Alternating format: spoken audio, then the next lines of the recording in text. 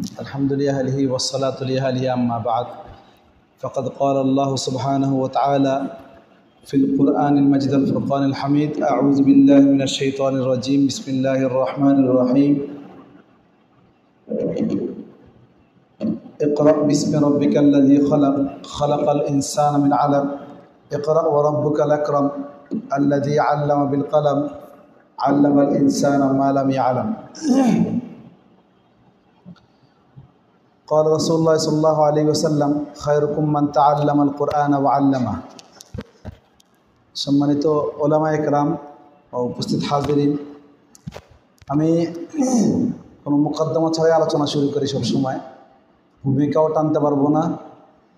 আর যে প্রেক্ষাপটটা নিয়ে আমি আলোচনা করব সেটা হলো পুরা বিশ্বের পরিস্থিতির সাথে বাংলাদেশের পরিস্থিতির কী সম্পর্ক রয়েছে, পুরা বিশ্বে বর্তমানে কি চলতেছে এবং বাংলাদেশে কি চলতেছে, টোটালি একটা জরিপ এবং আপনাদের বোঝার মতো করে কিছু কথা বলার চেষ্টা করুন। ফ্যানটা অফ করে দেন একটু ভাই, কথা ক্লিয়ার যান। আচ্ছা, তাহলে আমরা একটু বুঝি এই বর্তমান শতাব্দীতে সবচেয়ে বড় ফিতনা কোনটা, কি ফিতনা? প্রত্যেক যুগে প্রত্যেক শতাব্দীতে একটা ফিতনা আসে। বর্তমান যুগের সবচেয়ে বড় ফিতনা হলো শিক্ষানীতি এবং শিক্ষা কারিকুলাম।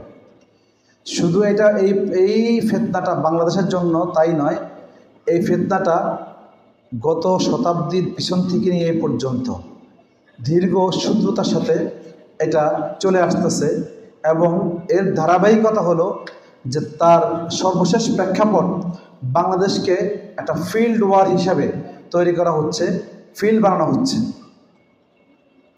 বাংলাদেশকে একটা ফিল্ড ওয়ার মানে ফিল্ড বানানো হচ্ছে, যেখানে পুরা বিশ্বের যুদ্ধকে, পুরা বিশ্বের চক্রান্তগুলোকে অন্য জায়গায় যেখানে যেখানে ইমপ্লিমেন্ট করা হয়েছে, বাস্তবায়ন করা হয়েছে, ওগুলোর ফলাফল তারা যা যা পেয়েছে এই সকল কিছুর ফলাফলকে বাংলাদেশের প্রেক্ষাপটের সঙ্গে সামঞ্জস্য করে তারা এগুলো বাস্তবায়ন করার চেষ্টা করতেছে। তার জন্য হলো আমরা যারা আছি এখানে, বাংলাদেশ এমন একটা দেশ, আমরা বলি যে বিশ্বের মধ্যে সবচেয়ে বেশি মুসলিম সংখ্যা হলো ইন্দোনেশিয়া হলো সবচেয়ে বড় দেশ। দেশের দিক থেকে, আয়তনের দিক থেকে মুসলিম দেশ হিসেবে ইন্দোনেশিয়া, কিন্তু সেখানে মুসলিম সংখ্যা মাত্র 25 কোটি। আর ভারতে 35 কোটির কাছাকাছি, যদি তারা বলে 20 কোটি। দেশের হিসাবে যদি দেশ বড় হিসাব করা হয় তাহলে বড় হলো আপনার ইন্দোনেশিয়া, ওইখানে মুসলিম সংখ্যা 77%।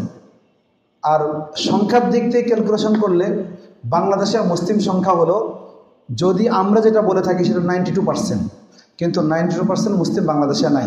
ওই জন্য আপনাদেরকে আমি দিব, আপনারা বুঝে পড়বেন একটু পরে। বাংলাদেশের মুসলিম সংখ্যা কত? আমরা যারা মনে করতেছি যে বাংলাদেশে 92% মুসলিম, আমরা খুশি, আমরা ওলামায়ে কেরাম, আমরা তালেবে ইলম, আমাদের এত সংখ্যা, আসলে কি তাই? আমরা কি অবস্থায় আছি? বাংলাদেশে একজাক্টলি কেউ বলতে পারবেন মুসলিম সংখ্যা কত বাংলাদেশে এই মুহূর্তে? আচ্ছা, খ্রিস্টানদের সংখ্যা কত বলতে পারবেন কেউ? হিন্দুদের সংখ্যা কত বলতে পারবেন? কেউ বলতে পারবেন না। কারণ এগুলো আমাদের জানার কোনো প্রয়োজন নেই, কারণ এই দেশটা তো আমাদের না, এই জন্য জানার প্রয়োজন নেই। আমাদের জানার জন্য দরকার আছে, জানা উচিত, মাতৃভূমিকে ভালোবাসা, ঈমানকে হেফাজত করা, এটা জরুরি আমাদের জন্য। আমরা সেই বিষয়ে এত গ্যাপ আছি যে আমরা এগুলো জানারও চেষ্টা করি না। একটা বাংলাদেশ সেই 71 সালে স্বাধীন হয়েছে, 71 সাল থেকে নিয়ে এই পর্যন্ত আজকে 2023 সাল, এই পর্যন্ত ধারাবাহিকভাবে একটা চক্র তারা প্রতিনিয়ত আমাদের বিরুদ্ধে চক্রান্ত করে আসছে, কিন্তু আমাদের বোঝার সক্ষমতা হয়নি তারা আমাদের বিরুদ্ধে চক্রান্ত করছে। 1835 সালে ম্যাকলে সেটা কারিকুলাম তৈরি করছে, যখন ভারত উপমহাদেশে 1835 সালে সেটা কারিকুলাম তৈরি করছে, একটা কারিকুলাম, সেই কারিকুলাম তৈরি করে উল্লেখ করছে যে আমি আমার একটা কারিকুলাম তৈরি করতে চাই, যে কারিকুলামটা পড়ার পরে এখানকার মুসলমান যারা আছে এদের নাম থাকবে আবদুল্লাহ, আব্দুল করিম, আর তাদের দিল, দেমাগ, মস্তিষ্ক, বাতিল, নীতি, আদর্শ সকল কিছু থাকবে আমাদের। সকল কিছু কাদের? আমাদের। এই কথা বলে সেটা কারিকুলাম তৈরি করছে। আর এটা ঘোষণা দিয়েই সে কারিকুলাম তৈরি করছে, ঘোষণা দিয়েই করছে। ওইটাকে বাস্তবায়ন করা হয়েছে মিডল ইস্টে গিয়ে। মিডল ইস্টে 1882 সালে, অর্থাৎ মিশর এবং সুদান এই দুইটা ছিল ব্রিটিশদের শাসনাধীন ছিল হলো মিশর, আর সুদান ছিল ফ্রান্সিদের শাসনাধীন। তো ওরা দীর্ঘদিন লড়াই করতেছে, সুদানকেও শাসন করতে পারতেছে না, আর ফ্রান্সকেও ইয়েকেও কী বলেন না মিশরকে তারা শাসন করতে পারতেছে না। তখন তারা চিন্তা করলো কি করা যায়। তো তৎকালীন সময়কার ব্রিটিশ যে প্রধানমন্ত্রী ছিল, যখন তারা গোল টেবিল বসলো পার্লামেন্টে, তো সেখানে সে একটা কোরআনকে হাতে করে নিয়ে আসছে, হাতে করে নিয়ে এসে বলছে, যদি তোমরা মুসলিম জাতিকে পরাজিত করতে চাও তো এই কোরআন তোমাদের সমাধান আছে, এটাই সমাধান, আর এটাই তোমাদের পরাজয়ের কারণ। যতক্ষণ পর্যন্ত মুসলমান এই কোরআনের নীতির সঙ্গে সম্পর্ক থাকবে, কোরআনের সঙ্গে তারা সামঞ্জস্য থাকবে, এদেরকে কখনো তোমরা পরাজিত করতে পারবে না। আর যদি তোমরা কি চাও যে এদেরকে পরাজিত করবা, তাহলে কোরআন থেকে এদেরকে বিচ্ছিন্ন করে দাও। তাহলে কোরআন থেকে বিচ্ছিন্ন করার জন্য করণীয় কি? তাহলে ম্যাকলের প্রণয়নকৃত কারিকুলাম সেটা এই মিশর এবং সুদানে এস্টাবলিশ করো। তো মিশর আর সুদানে এস্টাবলিশ হয়েছে। মিশরের অবস্থা এমন, মিশরে কেন মানুষ দাড়ি রাখাটাকে বৈধ মানে দাড়ি রাখাটা তারা সুন্নত মনে করে না, হিজাবকে তারা অপরিহার্য মনে করে না। আরব মামালিকের মধ্যে সর্বপ্রথম যেই নেতারা অ্যারাবিয়ান পোশাক বাদ দিয়ে অন্য পোশাক পরা শুরু করছে সেটা হলো মিশরীয়রা, সেটা হলো মিশরীয়রা। তো ওরা ওদের নিজেদেরকে পরিবর্তন করে ফেলছে। কিসের মাধ্যমে? কারিকুলাম ভিত্তিক, কারিকুলামের মাধ্যমে। এই ম্যাকলের আক্রমণ, এই শিক্ষা কারিকুলামের আক্রমণের কারণে মিশরের অবস্থা করুণ হলো, সুদানের অবস্থা করুণ হলো। সেই শিক্ষানীতি আমাদের বাংলাদেশ স্বাধীন হলো, কিন্তু স্বাধীন হলো কত সালে? 71 সালে। এই স্বাধীন হওয়ার পরে আমরা শারীরিকভাবে স্বাধীন হয়েছি, কিন্তু মানসিকভাবে আমরা কেউ স্বাধীন হতে পারিনি। কারণ আমরা এমন এক কারিকুলামকে এখনও পর্যন্ত ফলো করি, যে কারিকুলামটা আমরা কেউ তৈরি করিনি, অন্য কেউ তৈরি করছে। আর সেটা কি? যে 1972 সালে সর্বপ্রথম বাংলাদেশে শিক্ষা কমিশন তৈরি করা হয়, যে শিক্ষা কমিশনের নাম হলো ডক্টরের কুদরত খোদা শিক্ষা কমিশন। এরপরে 82 সালে শিক্ষা কমিশন তৈরি করা হয়, যার নাম হলো এম.এ. মজিদ শিক্ষা কমিশন। 27 সালে আরেকটা শিক্ষা কমিশন তৈরি করা হয়, যে শিক্ষা কমিশনের নাম হলো মফিজউদ্দিন শিক্ষা কমিশন। 97 সালে একটা শিক্ষা কমিশন তৈরি করা হয়, যার নাম হলো শামসুল হক শিক্ষা কমিশন। 2001 সালে একটা শিক্ষা কমিশন তৈরি করা হয়, যে শিক্ষা কমিশনের নাম হলো এম.এ. বারেক শিক্ষা কমিশন। 2003 সালে আরেকটা শিক্ষা কমিশন তৈরি করা হয়, যে শিক্ষা কমিশনের নাম হলো মনিরুজ্জামান মিয়া শিক্ষা কমিশন। এরপরে 2009 সালে একটা শিক্ষা কমিশন তৈরি করা হয়, যে শিক্ষা কমিশনের নাম হলো কবির চৌধুরী শিক্ষা কমিশন। এই স্বাধীনতার পরে 7 বার শিক্ষা কমিশনের সুপারিশ ছিল একটাই, সেটা হলো ন্যাশনাল কারিকুলাম থেকে ধর্মীয় শিক্ষাকে সংকুচিত করে দেন। ন্যাশনাল কারিকুলাম থেকে কি করেন? ধর্মীয় শিক্ষাকে সংকুচিত করে দেন। আপনাকে আমার কথা বুঝতেছেন? আমি গল্প করতেছি না, আপনাদেরকে সজাগ করার চেষ্টা করতেছি। মনোযোগ দিয়ে কথাগুলো শোনার চেষ্টা করবেন। আচ্ছা, কি বললাম ভুলে গেলাম।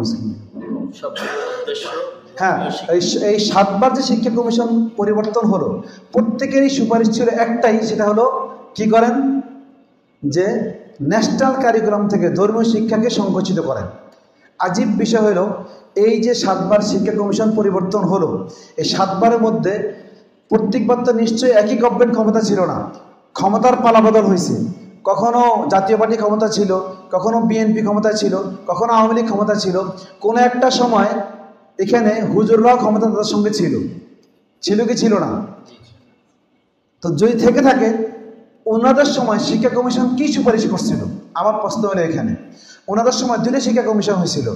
একটা হলো যেমন বিএনপির প্রথম আমলে, যেটাকে আপনারা বলেন যে আমরা ইসলাম বান্ধব সরকার মনে করে থাকি, তাদের আমলে একটা শিক্ষা কমিশন, সেটা হলো শামসুল হক শিক্ষা কমিশন।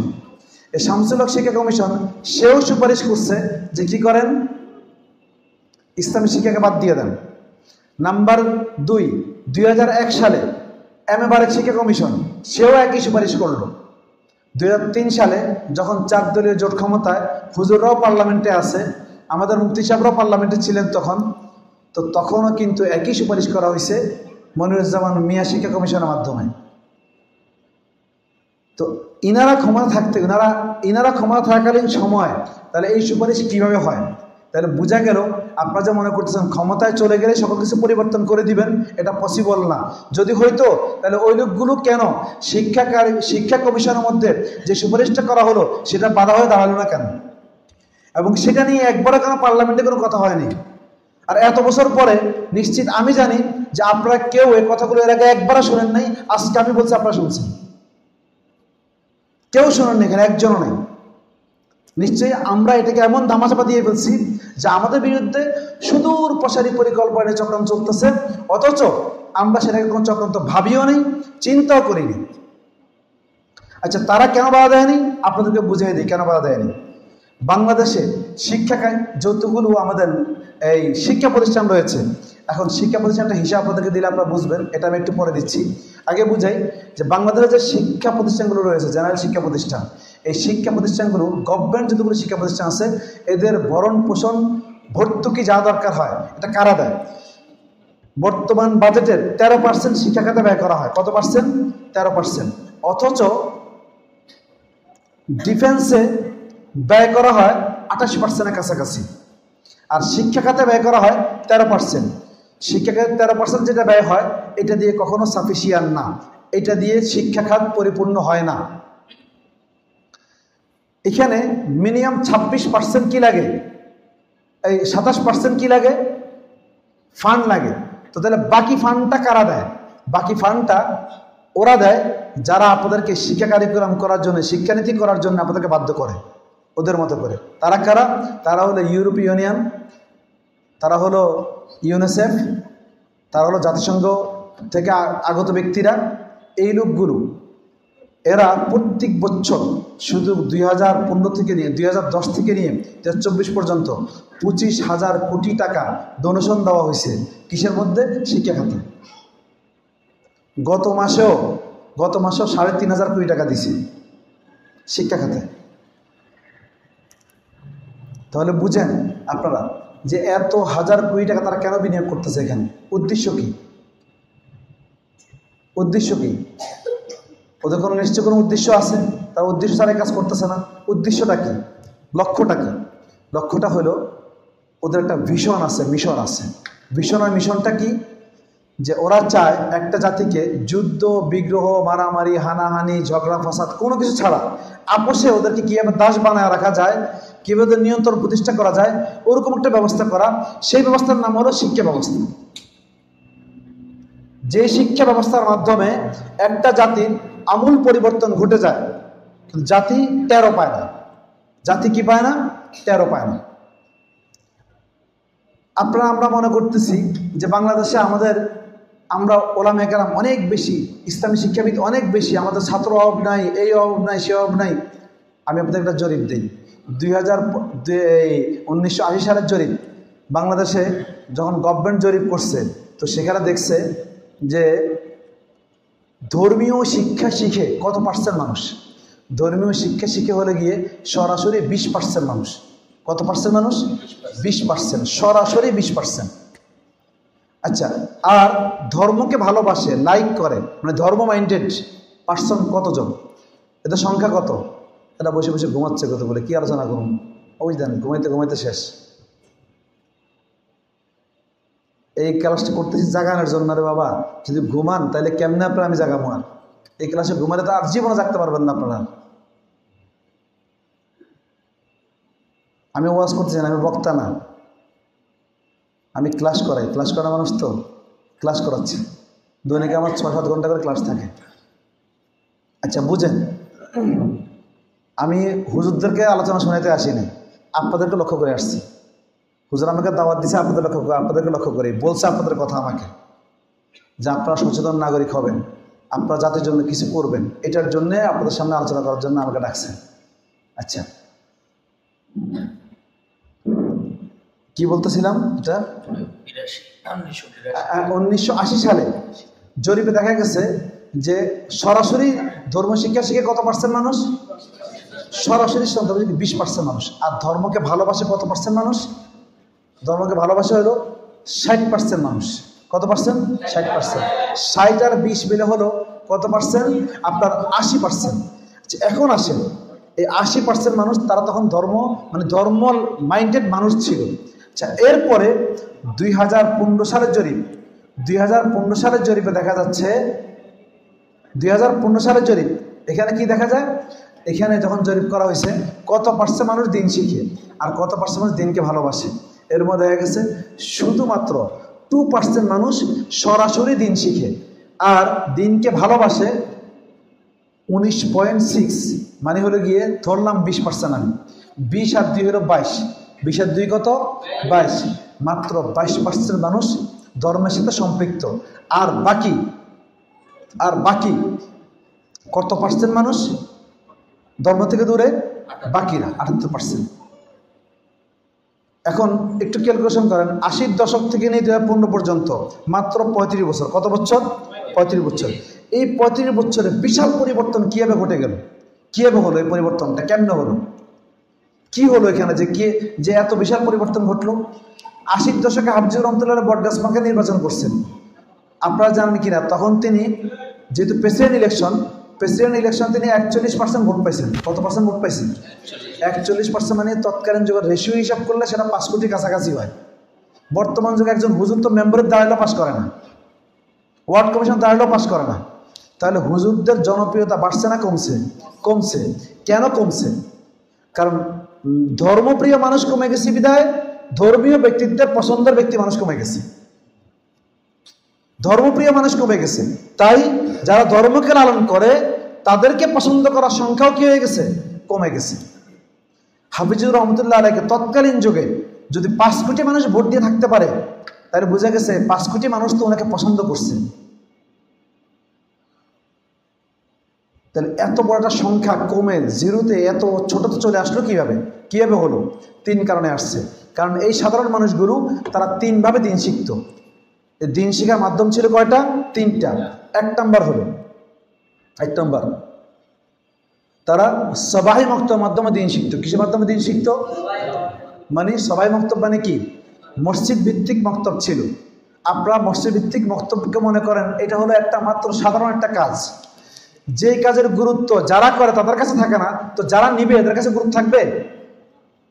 আপনার কাছেই তো গুরুত্ব নাই। আপনাদের কাছে আমি আসতে বলি মক্তব্য গিয়ে পড়ান, আমারও খেপে যাবেন, তাকে করছি কি মক্তব্য পড়ানোর জন্য? ও ভাই, আপনারা এই কথা দিলেও থাকে আপনার ইমানের কমজোরি আলামত। কারণ আপনি নাহমের পড়ানোকে বড় মনে করছেন, কোরআন পড়ানোকে ছোট মনে করছেন। আপনি ইমান ধরানো দরকার আপনার। আপনি উর্দু কাজে পড়ানোকে গর্বের কাজ মনে করছেন, কোরআন পড়ানোকে এহানত মনে করছেন। আপনার তওবা করা উচিত। মাদ্রাসার মধ্যে যে হুজুরের ডিমোশন দেওয়া হয় তাই কি করা হয়? তাকে নাহমির কেটে দিয়ে কি বলেন নাম, তাকে নাহমির কেটে দিয়ে তাকে দেওয়া হয় তরজমাতুল কোরআন। আর হুজুর জিজ্ঞেস করলে কি পড়ান, উনি বলতে চান আমি তরজমাতুল কোরআন পড়াই, তাকে ডিমোশন দেওয়া হয়। কোরআন নাম খাফেজা, কোরআন নাম রাফিয়া। কোরআন কোন জাতিকে সুমহান বানায় দেয় আর কোরআন কোন জাতিকে নিচু বানায় দেয়। কোরআনকে সবচেয়ে বেশি মূল্যায়ন করি আমরা। নুরানি হুজুরের যে মূল্য আছে, যে একজন বাবুর্চির যে মূল্য আছে, নুরানি হুজুরের সে মূল্যটা আমরা দেই না। যদি আমি স্পষ্ট ভাষায় বলি, আপনারা আমায় কারো বিদ্বেষী মনে করেন, আমি স্পষ্ট ভাষায় কথাটা বলতে চাচ্ছি আপনাদেরকে। আপনারা আমার ছাত্র সমতুল্য। আমি ফারেক হয়েছি 99-তে। দালিকা আল্লাহদেরকে বুঝেন না যে হুজুর ছোট মানুষ। 24 বছর হাদিস পড়াই। আমার হাদিস পড়ানোর বয়স 24 বছর হয়ে গেছে আলহামদুলিল্লাহ। আমার ছাত্ররা সাইকোলা দিস বহুত মাদ্রাসার।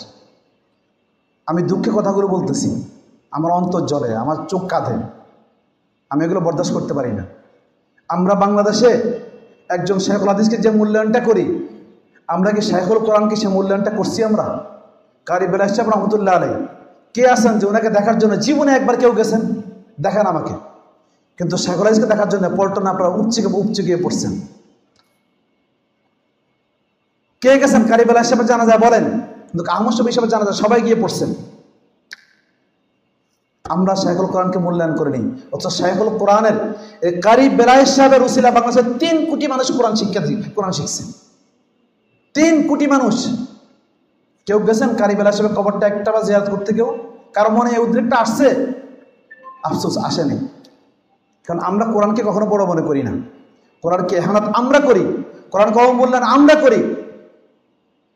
নাহমির পড়ানো বড় আমাদের কাছে, মিজান পড়ানো বড় মনে হয়, কিন্তু কোরআন পড়ানোকে ছোট মনে হয়।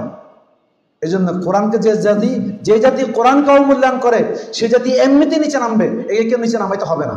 কারণ কোরআনের নাম হাফেজা, কোরআনের নাম রাফিআ।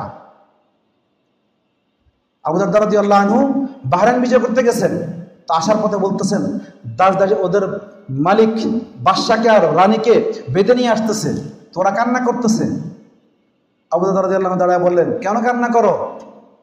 আমরা তো সর্দার জাতি ছিলাম, আজকে আমরা দাসে পরিণত হয়ে গেলাম। হ্যাঁ শোনো ঠিক বলছো তুমি, আমরা দাসের জাতি ছিলাম, আমরা সর্দার হয়ে গেলাম। কারণ কি জানো? কোরআনের নাম হাফেজা, কোরআনের নাম রাফিআ।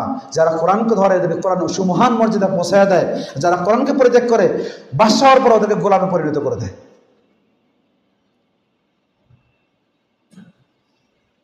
কোরআনকে অবমূল্যায়ন কেউ করে না, আমরা করি। সবার আগে আমরা করি। একজন বাবুর্চির মূল্য আছে, নুরানি হুজুরের মূল্য নেই।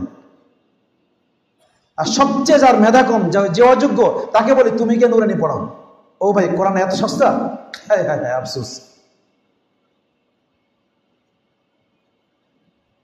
সবচেয়ে যে অযোগ্য তাকে বলি কোরআন পড়াও গিয়ে।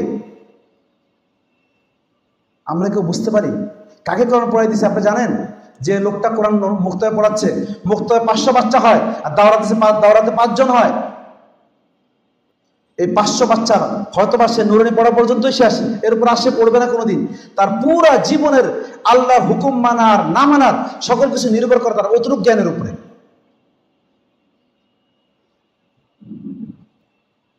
আর আমি এমন একজন অযোগ্য লোককে পাঠাই দিই সেখানে, যে লোকের আচরণ বা বিভিন্ন সমস্যার কারণে এই 500 বাচ্চা থেকে কমে 5 জনের রূপান্তর হয়ে যায়। জাতিকে কোরআন থেকে ঘাট ধাক্কা দিয়ে আমরা বের করে দিই, অন্যরা করে না। কোরআন মতে অবমূল্যায়ন করি আমরা। এগুলো আত্মসমালোচনা, কারো বিরুদ্ধে আমি বলতেছি না, আমার মনের কষ্ট আমি বলতেছি আপনাদেরকে।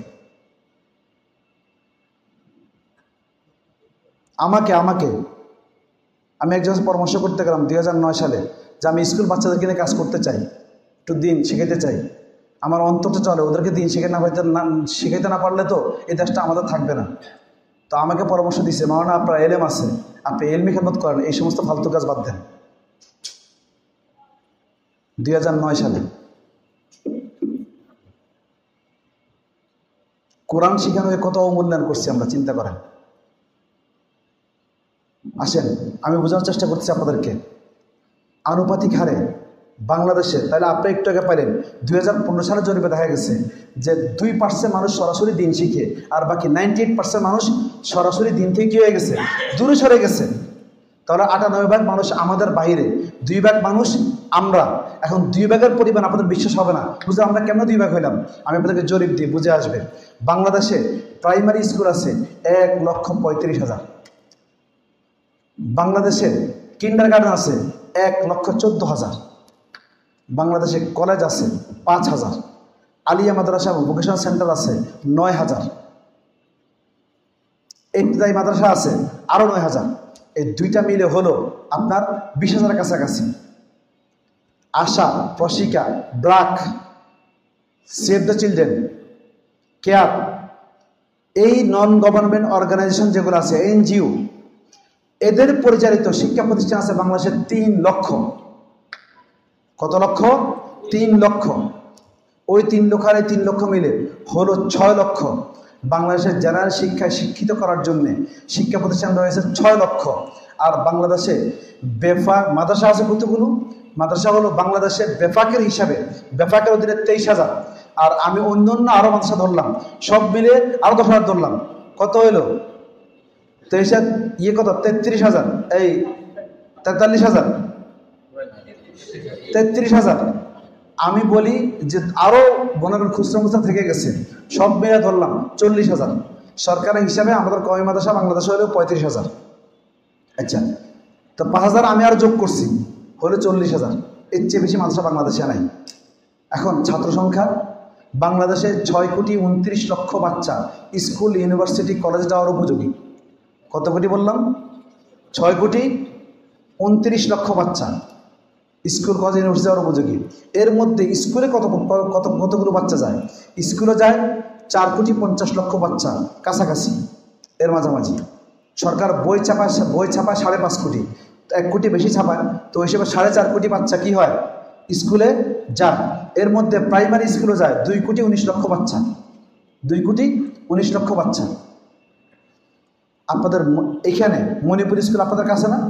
এই মণিপুর স্কুলের ছাত্র সংখ্যা কত বলতে পারবেন?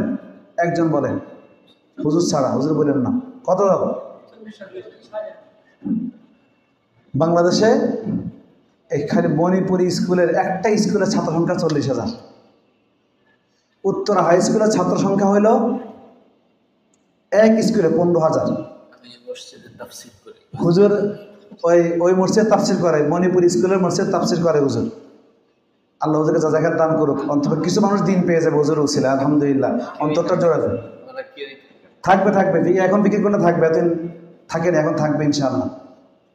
আসেন তাহলে বুঝেন কতগুলো বাচ্চা একটু হিসাব করেন। গত বছর বাংলাদেশে এসএসসি পরীক্ষা দিছে 20,72,000 বাচ্চা, আর আমরা দাওরা হাদিস পরীক্ষা দিছি মাত্র 28,000 মানুষ। কত? 28,000। এর মধ্যে 20,000 ছেলে আর 8,000 মেয়ে। এবছর সব মিলে 35,000 হয়েছে। তো 35,000 আমরা কি দিচ্ছি? পরীক্ষা দিচ্ছি। আর ওদের এখানে আরও 2 লাখ বেড়ে গেছে। এখন এবছর ওদের 22 লক্ষ, কত জানি 22 লক্ষ এই সামথিং। একটু ক্যালকুলেশন করেন তো, 22 লক্ষের সাথে মিলান তো আপনি এখানে 35,000 কত পার্সেন্ট পড়ছেন আপনারা? কত পার্সেন্ট বলেন, হিসাব করে দেখেন। বাংলাদেশের সরকারি এবং বেসরকারি জরিপ সকলটা মিলিয়ে আমরা কওমি মাদ্রাসার ছাত্র সংখ্যা হলো আমরা 30 থেকে 35 লাখ ছাত্র, ওলামা একরাম সব মিলে 30 থেকে 35 লাখ। বাংলাদেশের মসজিদ সংখ্যা কত জানেন? বাংলাদেশের মসজিদ সংখ্যা হলো 3,31,135,125টা মসজিদ আছে। এই টোটাল এই মসজিদগুলো কেন্দ্রিক অলমোস্ট 10 লক্ষ ওলামা একরাম প্রত্যেক এই 3 লক্ষ মসজিদ সম্পৃক্ত আছে। এবারটা জরিপ করে দেখেন, চিন্তা করে বুঝেন যে আমরা কোথায় আছি, কোন জায়গায় আছি। যে এই 98% মানুষ যারা ধর্মশিক্ষা থেকে দূরে, এদেরকে যদি আমরা লক্ষ্য বানায় ধর্মশিক্ষা না দেই তাহলে হবেটা কি? আর এদেরকেই কেন টার্গেট বানানো হয় বারবার? এই যে বললাম ইয়ের থেকে নিয়ে, কোন জায়গা থেকে নিয়ে, 72 থেকে নিয়ে 2009 সাল পর্যন্ত এই যে ধারাবাহিকভাবে তারা শিক্ষা কারিকুলাম পরিবর্তন করার জন্য সুপারিশ করে আসলো। আর 2009-এর কারিকুলাম এখন বর্তমানে আমাদের কাছে আমরা চলতেছি, চালানো হচ্ছে বাংলাদেশে। এটা কার? কবির চৌধুরীর প্রণীত শিক্ষা কারিকুলাম। আচ্ছা, এখন শিক্ষা কারিকুলাম তার না, কি বলেন নাম, শিক্ষা কমিশন তার, সে সুপারিশ করছে। আচ্ছা, এখন আসেন তাহলে বুঝেন এই বিশাল বড় একটা সংখ্যা, এদেরকে ধর্মশিক্ষার বাইরে রাখলে কি পরিণতি হবে? কি পরিণতি হবে? পরিণতিটা কি বুঝেন। সর্বযুগে ইসলামী শিক্ষাকে সংকুচিত করতে তারা কেন চাইছিল? মূল কারণটা হলো পৃথিবীতে একমাত্র নোট করে রাখেন, একমাত্র 100% শিক্ষিত জাতি হলো মুসলিম জাতি। এটা আমি মুসলমান বিদায় কথা বলছি এরকম না, বিষয়টা আমি আপনাদেরকে প্রমাণ দিয়ে দিচ্ছি। 100% শিক্ষিত জাতি হলো মুসলিম জাতি। কারণ হলো মুসলিম জাতি এমন জাতি যে জাতিকে আল্লাহ তাআলা শিক্ষার মাধ্যমে গঠন করছেন। কিসের মাধ্যমে গঠন করছেন? শিক্ষার মাধ্যমে। আচ্ছা, শিক্ষার মাধ্যমে কি? আল্লাহ তাআলা আসমান থেকে প্রথম যে 5টা আয়াত, প্রথম ওহী অবতীর্ণ করলেন, ইকরা বিসমি রাব্বিকাল্লাযী খালাক, খালাকাল ইনসানা মিন আলাক, ইকরা ওয়া রাব্বুকাল আকরাম, আল্লাযী আল্লামা বিল কলম, আল্লামাল ইনসানা মা লাম ইয়ালাম। আচ্ছা, এই 5টা আয়াতের মধ্যে আল্লাহ তাআলা 5টা বিষয় আলোচনা করছেন। আর 5টা বিষয় হলো শিক্ষা সংক্রান্ত বিষয় নিয়ে, অন্য কোনো বিষয় না। একটু চিন্তার বিষয় দেখেন তো, আসমান থেকে ওই অবতীর্ণ হইতেছে মানুষকে ঈমানদার বানানোর জন্য। কি বানানোর জন্য? ইমানদার বানানোর জন্য। তৎকালীন যুগে তখন কি কোনো মুসলমান ছিল? এরা মনে জানো মুসলমান ছিল? যখন প্রথম ওই অবতীর্ণ হয়, নবী তো নবুয়তই পায়নি, তাহলে এই মানুষ মুসলমান হবে কোত্থেকে? মুসলমান বলতে হইলো এখানে কালিমাওয়ালা। মুসলমান তো উৎপত্তি আদম আলাইহিস সালাম থেকে, সেটা ভিন্ন হিসাব। কিন্তু মুসলমান থেকে কি বোঝানোর উদ্দেশ্য আমার? কালিমাওয়ালা। তখন মুশরিকরা দুনিয়ায় ছিল। তো আপনি কোনো হিন্দুকে দাওয়াত দিলে তাকে কি বলবেন আসো তুমি আমার কোরআনটা পড়ো, এটা বলবেন? নাকি বলবেন যে তুমি আগে কি করো, তুমি আগে ঈমান আনো? কোনটা বলবেন? তো আল্লাহ তাআলা এখানে ঈমানের কথা আলোচনা করার কথা ছিল। তো আল্লাহ ঈমানের কথা আলোচনা না করে খালি শিক্ষার কথা আলোচনা করলেন কেন? শিক্ষা শিক্ষা শিক্ষা শিক্ষা শিক্ষা। আচ্ছা কি শিক্ষা? আসেন এই 5 আয়াতে আল্লাহ 5টা বিষয় আলোচনা করছেন। এক নম্বর হলো আল্লাহ শিক্ষার বৈধতা দিয়েছেন। কি দিয়েছেন? শিক্ষার বৈধতা। ইকরা বিসমি, ইকরা পড়ুন, মানে বৈধতা দিয়ে দিলাম। আপনি শিখেন শিখেন শিখেন, শিখতে হবে শিখুন আপনারা। আচ্ছা এই শিক্ষার বৈধতা। নাম্বার 2, কি শিখবেন, শিখে কারিকুলাম কি হবে, এটা আল্লাহ তাআলা পরবর্তী আয়াতে বলতেছেন বিসমি রাব্বিকাল্লাযী খালাক। ওই আয়াতের দ্বিতীয় অংশে আল্লাহ বলতেছেন বিসমি রাব্বিকাল্লাযী খালাক। পড়েন আপনি ওই প্রভুর নামে যিনি সৃষ্টি করছেন। এই যে যিনি সৃষ্টি করছেন, যে কথাটা বলা হয় যিনি সৃষ্টি করছেন, অর্থাৎ আল্লাহ তাআলা নিজের পরিচয় উপস্থাপন করছেন। কি করছেন এখানে? নিজের পরিচয় উপস্থাপন করছেন। এই নিজের পরিচয় উপস্থাপন করাটা, এটা হলো আল্লাহ তাআলা শিক্ষা কারিকুলাম ঘোষণা করছেন। অর্থাৎ আপনি শিখুন এমন এলেম যে এলেমের মধ্যে রবের পরিচয় আছে। যে এলেমের মধ্যে রবের পরিচয় নাই সেটা আপনার শিখা দরকার নেই। বিসমি রাব্বিকাল্লাযী খালাক, রব্বিকা আল্লাযী খালাক।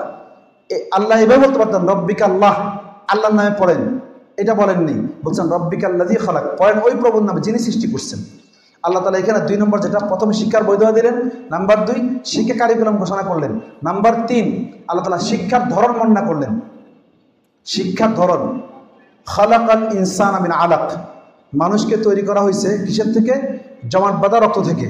এই কথা বলে আল্লাহ তাআলা এখানে জমাট বাঁধা রক্ত, এই কথাটার মধ্যে আল্লাহ তাআলা ডাক্তারি বিদ্যার কথা আলোচনা করছেন এখানে। আবার আল্লাহ তাআলা এর আগে খালাক শব্দের মধ্যে আছে পুরো জগৎকে বোঝানো, আর মানুষকে দিয়ে ছোট জগৎকে বোঝানো। কারণ মানুষকে বলা হয় জগৎ, পুরো জগতের একটা ডুপ্লিকেট কপি। প্রতিটা মানুষের ভিতরে পুরো দুনিয়া যা আছে সকল কিছুর একটা খণ্ডিত অংশ প্রত্যেকটা মানুষের ভিতরে আছে। আপনি সূর্য খুঁজতেও পাবেন, আপনি চন্দ্র খুঁজতেও পাবেন, আপনি বিদ্যুৎ খুঁজতেও পাবেন, আপনি এই ওমেগা 3 ওমেগা যা খুঁজেন সব পাবেন দুনিয়ার। অক্সিজেন খোঁজেন, নাইট্রোজেন খোঁজেন, যা খোঁজেন সব পাবেন আপনার মানুষের ভিতরে। তো আল্লাহ তাআলা জগতে যা রাখছেন তার একটা খণ্ডিত অংশ, ক্ষুদ্র অংশ আল্লাহ তাআলা মানুষের ভিতরে রাখছেন। তো এইখানে আল্লাহ তাআলা এটা দিয়ে বুঝাইলেন যে দুনিয়ার যত জাগতিক বিদ্যা আছে, জাগতিক জ্ঞান আছে, এই সকল কিছু আপনি শিখতে পারেন। তবে আপনার জন্য জরুরি হলো যে আপনি আগে শিখবেন হলো রবের পরিচয় এলেন, এরপরে শিখবেন এইটা। রবের পরিচয় শিক্ষা বাদ দিয়ে জাগতিক বিদ্যা, শুধুমাত্র জাগতিক বিদ্যা শিক্ষা করা, এটা গুনাহে কবিরা। রবের পরিচয়, ধর্মীয় শিক্ষা বাদ দিয়ে শুধুমাত্র জাগতিক শিক্ষা অর্জন করা, এটা গুনাহে কবিরা। যদি কেউ এটাকে বৈধ মনে করে যে এইটাই ঠিক, তাহলে সে আরেকটা গুনাহ করবে। এই গুনাহে কবিরা আমি বলিনি, মনে করেন ছোট ছোট বলে দিচ্ছে, আমি বলিনি এটা। আকাবিতে কিতাবগুলো পড়েন, সেখানে লেখা আছে কথাগুলো, যে যদি কেউ মনে করে যে আমি শুধু ধর্মীয় শিক্ষা বাদ দিয়ে অন্য শিক্ষা শিখবো, এটা গুনাহ কবিরা হবে তার। কারণ আল্লাহ তাআলা বান্দাকে তৈরি করছেন, বান্দার পাঠানোর মাকসাদ হলো ইবাদত করা, আর ইবাদত করতে হলে মাবুদকে চিনতে হয়। মাবুদকে চিনার নামে যে এলেম, সেটা হলো রবের পরিচয় এলেম। তাহলে বুঝেন, নাম্বার 2 বললাম, নাম্বার 3, নাম্বার 4 হলো আল্লাহ তাআলা এখানে শিক্ষা উপকরণ নিয়ে আলোচনা করছেন, আল্লাহ বিল কালাম। এরপর আল্লাহ তাআলা শিক্ষার ফজিলত নিয়ে আলোচনা করছেন, আল্লাহ আল ইনসান মা লাম ইয়ালাম। আচ্ছা এখন বুঝেন এই যে 5টা আয়াত, এখানে আল্লাহ তাআলা শুধু শিক্ষা নিয়ে আলোচনা করলেন কেন? কারণটা হলো বুঝেন, আল্লাহ তাআলা চাচ্ছেন মুসলিম জাতি নামে, উম্মতে মুহাম্মাদি নামে একটা নতুন জাতি তৈরি করবেন, যে জাতিটা একটু আগে বর্বর ছিল, নিকৃষ্ট ছিল, দাহিয়া কালবের মতো নিকৃষ্ট ছিল, ওয়াহশির মতো নিকৃষ্ট ছিল, ওমরের মতো ইসলাম কবুল এইটা গ্রহণ করার আগে নিকৃষ্ট ছিল। এরকম ব্যক্তিগুলাকে উৎকৃষ্ট জাতিতে রূপান্তর করতে হবে। তো করতে হলে কি লাগবে? বর্বর জাতিকে, নিকৃষ্ট জাতিকে উৎকৃষ্ট জাতিতে রূপান্তর করতে হলে এমন এক কারিকুলাম লাগবে, যেই কারিকুলামের মাধ্যমে, যে কারিকুলামটা হবে উৎকৃষ্ট। আর উৎকৃষ্ট কারিকুলাম কোনটা? ওইটা যেটার মধ্যে রবের পরিচয় আছে। এইটার মাধ্যমেই আল্লাহ তাআলা অযোগ্যদেরকে যোগ্য বানাইছেন, নিকৃষ্টদেরকে উৎকৃষ্ট বানাইছেন। যারা মাথার খুলে দিয়ে শরাব পান করত, তারা যুদ্ধের ময়দানে নিজে পানি পান না করে অন্যকে দিয়ে দিচ্ছে। যে লোকগুলো এরকম অযোগ্য ছিল, এত কম দামি ছিল, এত অযোগ্য ছিল, এত হিংস্র ছিল যে উট নিয়ে গিয়ে খেজুর গাছের সঙ্গে এরকম শরীর চুলকাইছে, এই বাচ্চারা ঘুমাইতে ঘুমাইতে শেষ। এই যে মাওলানা মাঝখান দিয়া সমানে ঘুমাইতেছে। ঘুমায়েন না। আমার আলোচনা করতে কষ্ট, অনেক গলা ব্যথা, তারপর আলোচনা করতেছি। আমি মনে করতেছি আপনার কথাগুলো নিলে আপনারা অনেক কাজ করতে পারবেন। এটার জন্য আপনারা খালি বুঝেন কি ঈদুন আসার চক্রান্ত করে, চক্রান্তটা কোথায় করে, কোন জায়গায় করে, কীভাবে করে, এইটা খুঁজে বের করেন না। এই জন্যেই চক্রান্ত খুঁজে বের করতে না পারার কারণে আমরা চক্রান্তর মোকাবেলা করতে পারি না। আমি আজকে আপনাদের খুলে খুলে বলার চেষ্টা করব। আমার ইচ্ছে ছিল আমি 9টায় বের হয়ে যাব। আমি ডাক্তার অ্যাপয়েন্টমেন্ট নিয়ে রাখছি, কিন্তু মনে হয় বের হব না। আমি কেবল আলোচনা শুরু করছি। আমি আপনাদেরকে বাংলাদেশের প্রেক্ষাপটটা নিয়ে আসবো, বর্তমান কারিকুলামে গেছে সকল কিছু নিয়ে আসবো আমি আস্তে আস্তে। আচ্ছা, অসুবিধা নেই, ঘুমাবে না। আমার দিকে তাকাতে তাহলে ঘুম আসবে না ইনশাআল্লাহ। আচ্ছা, কি বলতেছিলাম? বলে যাই আমি মাঝখানে কথা বললে। হ্যাঁ, আল্লাহ তাআলা নতুন একটা জাতি তৈরি করবেন। তো এই জাতিকে তৈরি করতে গিয়ে ওটের সাথে ঘষা ভুলে গেছি। যে জাতির একটা উট নি কি করছে, ধরেন খেজুর গাছের সঙ্গে শরীর চুলকাইছে, তো চুলকানোর কারণে উপর থেকে খেজুর পড়ে গেছে। এই লোক খেজুর গাছওয়ালা জিদ করে এসে উটটিকে মেরে ফেলছে, আর উট নিওয়ালা এবার খেজুর গাছওয়ালাকে মেরে ফেলছে। এই লড়াই 100 বছর চলছে। চলার পরে গিয়ে ওসিয়ত করে গেছে, বাবা আমি কিন্তু বদলা নিতে পারিনি, এখনো কিন্তু আমার উটটির বদলা বাকি আছে, তুমি নিও। যেই জাতি এত নিকৃষ্ট ছিল, ওই জাতিটা পরিবর্তন হইল কিভাবে? যে ওমর এত অযোগ্য ছিল, যার যোগ্যতার কোনো পরিচয় ইতিহাসে পাওয়া যায় না, এত অযোগ্য ছিল। কেমন অযোগ্য? গেছে বকরি চড়াইতে, কি হিসাবে? রাখাল হিসাবে বকরি চড়াতে গেছে। তো বকরি দৌড়াদৌড়ি করছে, বকরি এক আসাম দিয়ে মেরে ফেলছে। বকরি 20টা বকরি চড়াতে গেছে, মেরে ফেলছে বকরি। যখন ফিরত আসছে বাবার কাছে, খাত্তাব জিজ্ঞাসা করলো, এই বকরি একটা কম কেন? আমি কি গুনতে পারি? তুমি গুনে দেখো। সে 20 পর্যন্ত গুনতেও পারে না। এরপরে বলে, তাহলে একটা কম কেন? একটা কম, একটা তো আমি আসার দিয়ে মেরে ফেলছি। কেন মেরে ফেলছো? ছাগল কি মানুষ চড়াইতে পারে? এটা আমি চড়াইতে পারি না। এই লোক পারলো না কি করতে? বকরি চড়াইতে। এরপরে সে কি করলো? যখন বকরি চড়াইতে পারলাম না, তাহলে ঠিক আছে ব্যবসা করতে যাই। কি করতে যাই? ব্যবসা করতে যাই। গেছে ব্যবসা করতে, সিরিয়া গেছে। কোথায় গেছে? সিরিয়া গেছে ব্যবসা করতে গিয়ে এবার কাস্টমার এক থাপ্পড় দিয়ে ফলাই দিছে। এবার তো কাস্টমার দৌড়ানো শুরু করছে যে হ্যাঁ কি বলেন না, আমার থাপ্পড় দিছে। তো কাস্টমারের লোক যারা ছিল তারা সবাই দৌড়ানো শুরু করছে। উনি দৌড়ে এসে পড়াইলো কোথায়? এক পাদ্রির গির্জার ভিতরে। এসে বলতেছে যে আমাকে রক্ষা করো, আমাকে মানুষ দৌড়াচ্ছে, মারবে। তো পাদ্রিকে রক্ষা করলো। ওই লোকগুলো চলে গেল। যাওয়ার পরে ওমর রাদিয়াল্লাহু আনহু বললে, এবার আমাকে বিদায় দাও, আমি চলে যাই। পাদ্রি বলল, তোমার নাম কি, কোত্থেকে আসছো? আমার নাম, আমি আরব থেকে আসছি, মক্কা থেকে আসছি। বলতে হয় যে আজীব বিষয়, ওই কিটার মধ্যে আছে, পড়বেন আপনারা, দেখবেন যে পাদ্রি যখন জিজ্ঞাসা করছে যে তুমি কোত্থেকে আসছো, মক্কা থেকে, তো তখন পাদ্রি সঙ্গে সঙ্গে জিজ্ঞাসা করতে চাইছিল মুহাম্মদ নামে কাউকে তুমি চিনো কিনা। এই কথা জিজ্ঞাসা করার আগেই তার মনে এই কথা ঠিক এইভাবে লেখা আছে, আমি যে বলছি ঠিক এইভাবে লেখা আছে। এই কথার আগেই ওমর রাদিয়াল্লাহু আনহু বললেন যে আমি মক্কা থেকে আসছি, আমার নাম হলো অমর। উনি বলে ফেললেন আমার নাম কি? ওমর। বলার সঙ্গে সঙ্গেই ওই পাদ্রি বলল, আচ্ছা তাহলে কি তোমার বাপের নাম খাত্তাব? আমার বাবার নাম খাত্তাব, তুমি জানো না কিভাবে? আচ্ছা তাহলে কি তুমি মক্কাতে যে একটা রুকনি ইয়ামানি একটা জায়গা আছে, কাবার এরকম ডান দিকে একটা কর্নার আছে, এই কর্নারের ডান দিকে কি তুমি থাকো? হ্যাঁ, আমি তো জাবালে ওমরে থাকি। তাহলে তোমার সঙ্গে আমার চুক্তি আছে। কি চুক্তি? যখন তোমার অধীনে আমার এই গির্জাটা চলে আসবে, তখন তুমি আমার এই গির্জাটাকে স্বাধীন করে দিবা। ওমর তো হাসে, হায় হায় এলো কি কইলো, আমি তো ভাত খাইতে ভাত পাই না, আর ও আমার বলতেছি কি আমি নাকি এখানে শাসন করবো। বাবারে এই পাগলত্ব বাঁচি, দাও স্বাক্ষর দিয়ে দিই। স্বাক্ষর দিয়ে দিলেন, চলে গেলেন তিনি। স্বাক্ষর হইতে পারেন নাই, কিন্তু ইয়ের মধ্যে আসছে ঠাপ্পা লাগাইছে, ঠাপ্পা মানে টিপ দিছে, টিপ। এত অযোগ্য ব্যক্তি। এখনো তিনি ইসলাম কবুল করেন নাই, আসমানি ইলম গ্রহণ করেন নাই, কিন্তু এত অযোগ্য ব্যক্তি। এই ব্যক্তিটা যখন খলিফাতুল মুসলিমিন হয়ে গেলেন, তখন ওমর রাদিয়াল্লাহু আনহুর যখন আসলো, কি বলে এটাকে, এই বিজয় অর্জন হয়ে যখন কি বলে এটাকে, এই সিরিয়াতে যখন ওনার চলে আসলো, এই খেলাফত চলে আসলো, তখন তিনি ওই পাদ্রি চিঠি বাড়ি করে নিয়ে আসলো, এনে বললো যে আমার এই গির্জাকে স্বাধীনতা দিয়ে দাও। কারণ পাদ্রি বেঁচে ছিল না, পাদ্রির লোকরা বেঁচে ছিল। সে চিঠি বের করে নিয়ে আসলো, এনে বললো যে তোমাদের খলিফা আমাদেরকে স্বাধীনতা দিয়ে দিছে। তো বলে আমাদের খলিফা তো এখানে আসেনি কখনো, কারণ তোমরা চিঠি খলিফার কাছে নিয়ে যাও। যখন নিয়ে আসলো, তোমরা তো চিঠি দেখে কাঁদতেছিলেন আর বলছেন, হায় ওমর, তুমি তো ওই ব্যক্তিটা ছিলা, তাই না? তুমি ওই ব্যক্তিটা ছিলা, যে ব্যক্তিটা কি বলে তার নাম, যে ব্যক্তিটা কি করতে, তুমি 20টা বকরি চালাতে পারো না, তুমি তো ওই ওমর ছিলা যে ব্যবসা করতে পারো না। আজকে তোমাকে আল্লাহ তাআলা এমন যোগ্যতা দিয়ে দিয়েছে, এমন দামি তুমি হয়ে গেছো, তোমার এরকম কি হয়ে গেছে, তুমি দামি হয়ে গেছো। তো এই অযোগ্য ব্যক্তি যোগ্য ব্যক্তির রূপান্তর হয়ে গেল। আর তৎকালীন যুগে আপনাদের কাছে কি মনে হয়, জাগতিক বিদ্যা বলতে কোনো বস্তু তখন কি ছিল না? ছিল। জাগতিক বিদ্যা, ধর্মীয় বিদ্যার মধ্যে বেসিক 6টা পার্থক্য আছে। কয়টা পার্থক্য আছে? 6টা পার্থক্য। ওইটা আলোচনা করতে পারবো না মনে হয়, তারপর লাস্টে চেষ্টা করবো, যেটা আপনার ছাত্র মানুষ আপনাদের আলোচনা করবো। বেসিক 6টা পার্থক্য।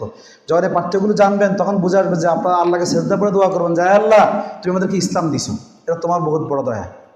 যদি আমাকে ইসলাম নাই তাহলে আমার কি হইতো না, আমরা করতে পারতাম না। তাহলে বুঝেন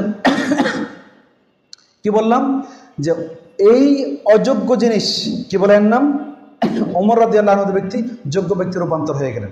কিভাবে? উনি এই রবের পরিচয় এলেম অর্জন করলেন। অপরদিকে আবু জেহেল নামক ব্যক্তি, এই ব্যক্তিটা, তার কাছে জাগতিক বিদ্যার কোনো স্বল্পতা নেই।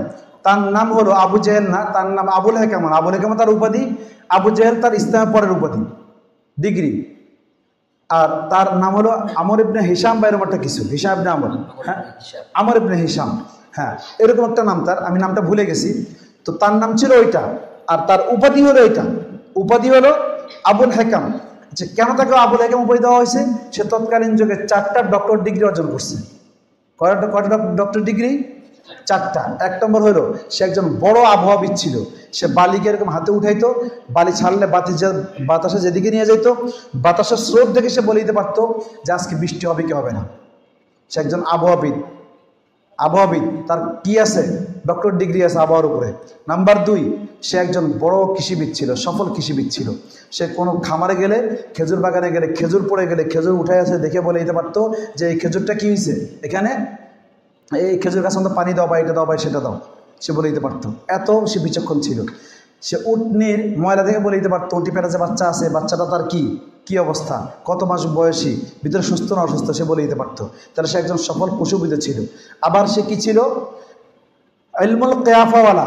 সে মানুষের পায়ের তালু দেখে বলে দিতে পারতো যে কে বাপ কে ছেলে, কারণ পায়ের মধ্যে রেখা আছে, ওই রেখা থেকে সে বলে দিতে পারতো যেটা বেশি ক্ষয় হয়ে গেছে এটা বাপ, যেটা কম ক্ষয় হয়েছে এটা হলো কি ছেলে। এত বিচক্ষণ সে ছিল। তার কাছে জাগতিক বিদ্যার কোনো স্বল্পতা আছে? নাই।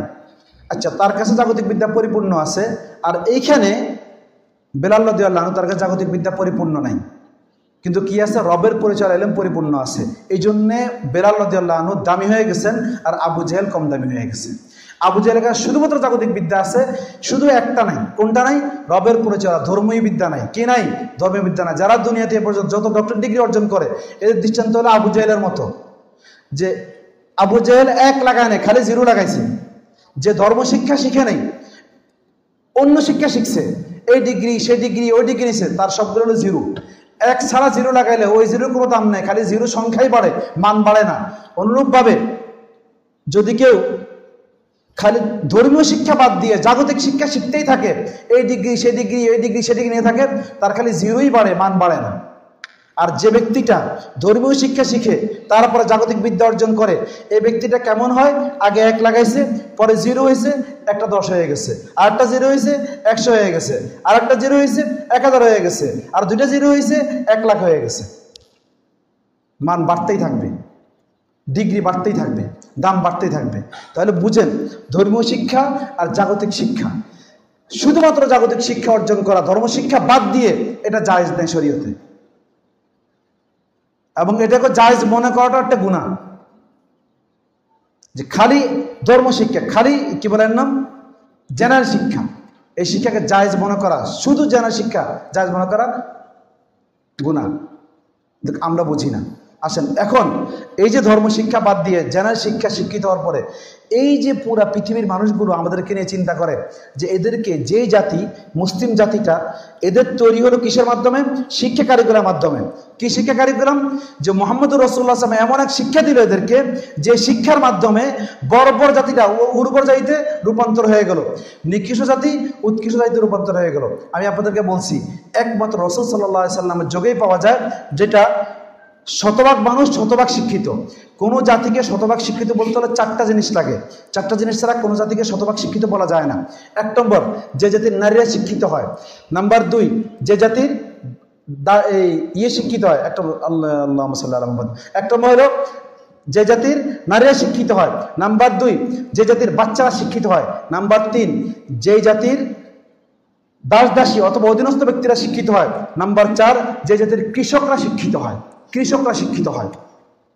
এই চার শ্রেণীর মানুষ শিক্ষিত হইলে ওই জাতি 100% শিক্ষিত। রাসূল সাল্লাল্লাহু আলাইহি ওয়াসাল্লামের যুগে সব মানুষগুলো শিক্ষিত ছিল। ওমর রাদিয়াল্লাহু আনহু কৃষক ছিলেন, বলতেন যে আমি খেতে যাচ্ছি, তুমি শিখবা, আমি আসলে তুমি যাবা। কৃষকরা শিক্ষিত ছিল। মহিলারা হাদিসের বড় বড় সনদ বর্ণনা কি বলেন নাম বড় বড় হাদিসের বড় বড় লম্বা লম্বা হাদিস বর্ণনা করতো। আর দাস দাসী কেমন শিক্ষিত ছিল? দাস দাসী শুধু ওই যুগে না, ওই যুগের পরের কথা বলতেছি আমি, ওই যুগের পরের কথা বলতেছি। এর দুই যুগ পরে কে? ইমাম জালাল আবদিন রহমতুল্লাহ আলাইহি, যিনি হোসেন রাদিয়াল্লাহু আনহু কি ছিলেন? ছেলে ছিলেন। আমি ইসলামী যুগের শিক্ষার কথাটা বলছি আপনাদের, খালি বুঝাই যে কি করতেছিল।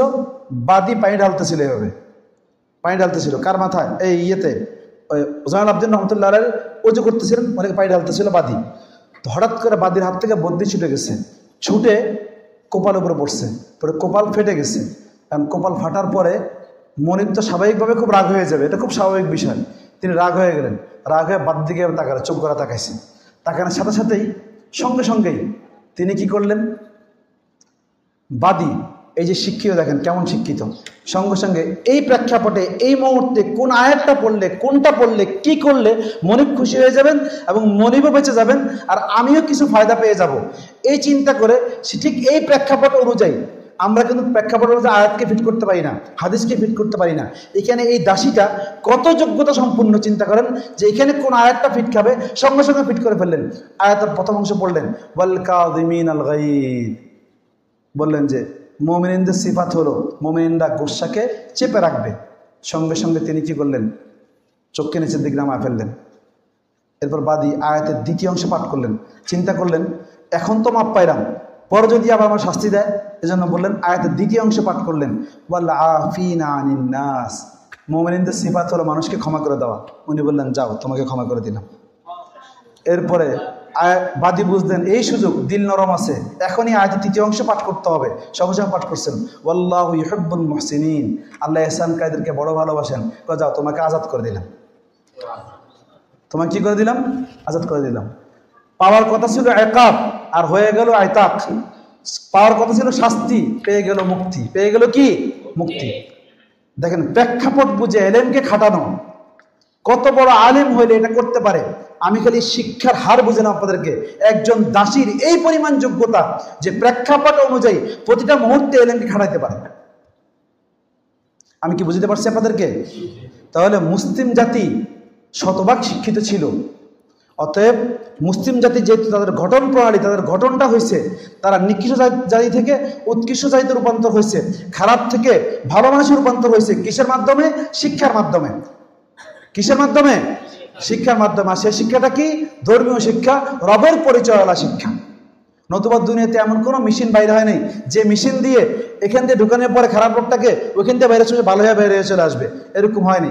কিন্তু হ্যাঁ, ইসলামী কারিকুলাম এমন এক কারিকুলাম, খারাপ মানুষকে ঢুকাই দেওয়া হয়েছে, দাহিয়া কালবির মতো যে যে অনেকগুলো জীবন্ত মেয়েকে হত্যা করছিল, ওইখান থেকে কানতে কানতে বের হয়েছে, বলছে যে আমি আর জীবনে অন্যায় করব না, আল্লাহ আমাকে মাফ করে দাও, আমি আজীবন আরো অনেকগুলো সন্তান নেব যেগুলো আমার মেয়ে হবে।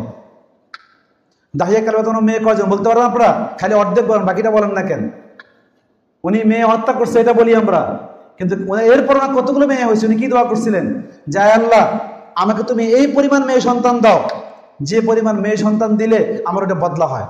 ওনার 17 জন মেয়ে সন্তান ছিল দাহিয়া কালবি রাদিয়াল্লাহু আনহু।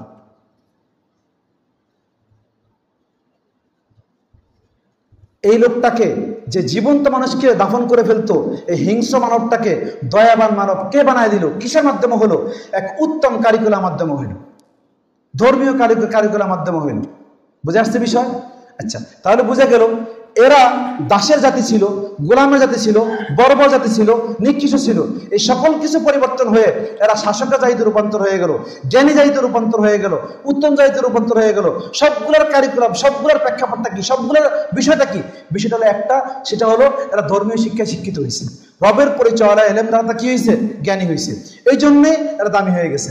এখানেই পুরো ইহুদি নাসারা চক্রান্ত করলো। তাহলে মুসলিম জাতিকে যদি আবার নিকৃষ্ট করতে হয় তাহলে কি করতে হবে? ওদেরকে আবার দাসে রূপান্তর করতে হলে কি করতে হবে? ওদেরকে বর্বজাতিতে রূপান্তর করতে হলে কি করতে হবে? ভাই ভাই মারামারি লাগানোর জন্য কি করতে হবে? একে অপরকে গালিগালাজ করার জন্য কি করতে হবে? এরা হিংস্র জাতিতে রূপান্তর হওয়ার জন্য কি করতে হবে? সুদ ঘুষ খাওয়ার জন্য কি করতে হবে? নীতি নৈতিকতাহীন বানার জন্য কি করতে হবে? করতে হবে ওইটা যেইটা আবু জেহেল শিখছিল সেটা।